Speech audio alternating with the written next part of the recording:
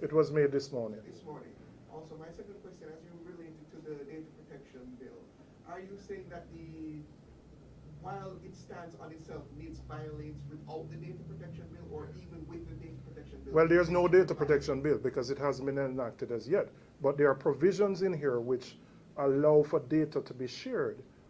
Personal biometric data, personal data, without the consent of the data subject, meaning the individual. So as it stands now, your personal data can be shared without you knowing or without any consent being sought from you.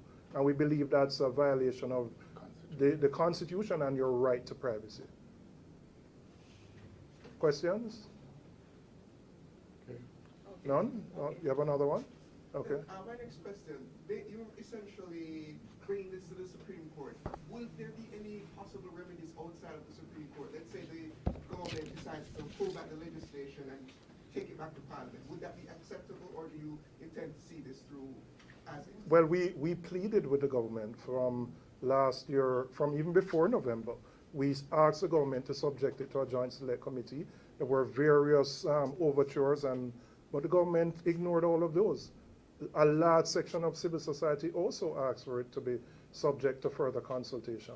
And I think it's important to recall that even when we were at Parliament, the government had made a commitment that they would not pass the bill at a particular time.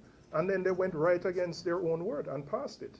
So we believe that as a responsible opposition, acting on behalf of the people of Jamaica, this is the correct course of action to take on behalf of the people.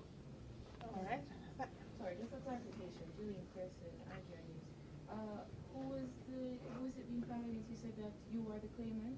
The government of Jamaica, it would be the Attorney General, the legal advisor to the government. All right, thank you. Thank you, ladies and gentlemen.